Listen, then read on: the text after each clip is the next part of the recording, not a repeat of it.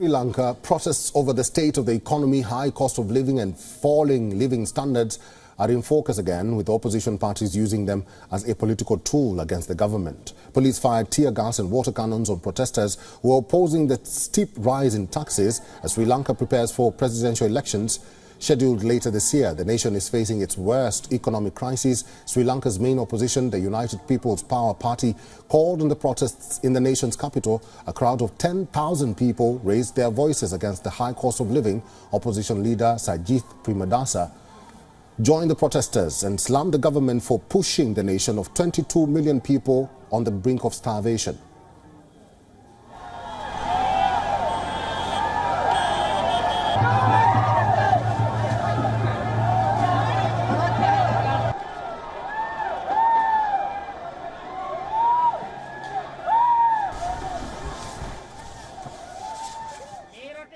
This government has imposed the most inhumane pressure on the people.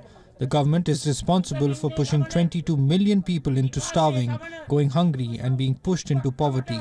We want to tell the government that we do not fear them. The Sri Lankan government declared bankruptcy in April 2022. During the same year, Sri Lankan government was over $83 billion in debt.